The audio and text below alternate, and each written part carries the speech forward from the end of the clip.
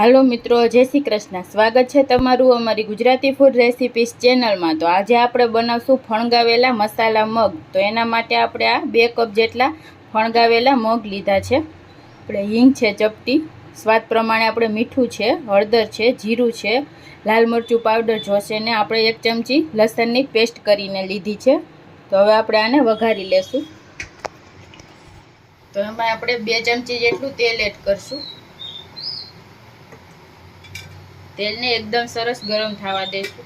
तेल गरम थाय एटले आपणे एमां जीरुं एड करी देशुं।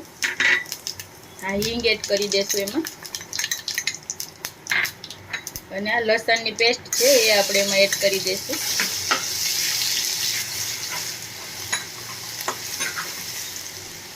लसण थोडुं आपणे लाल थाय एटले आपणे एमां मग एड करी देशुं।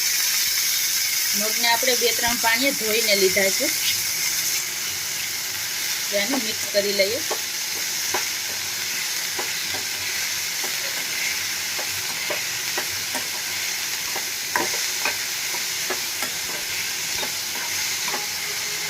હવે આપણે એમાં મીઠું એડ કરી દેશું સ્વાદ પ્રમાણે અને હળદર એડ કરી દેશું। એને મિક્સ કરી લઈએ।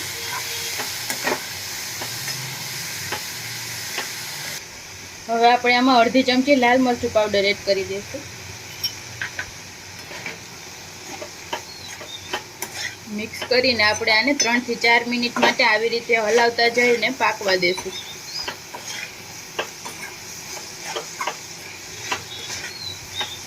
ત્રણ 4 મિનિટમાં તો એકદમ સરસ આપણે આ પાકી જાય છે। તો આપણે 3 થી 4 મિનિટ થઈ ગઈ છે અને આપણા મગ એકદમ સરસ પાકી ગયા છે। तो હવે આપણે આને ગેસ બંધ કરી દેશું। તો તૈયાર છે આપણા ફણગાવેલા મગ। આપણે આને સર્વ કરી લઈએ।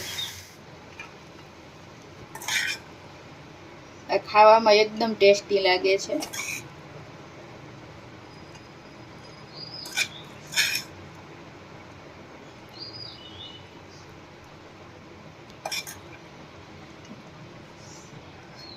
आमां आपणे उपरथी नींबू निचोवीने खाईए तो एकदम टेस्टी लागे छे। तो तैयार छे आपणा मसाला मग फणगावेला।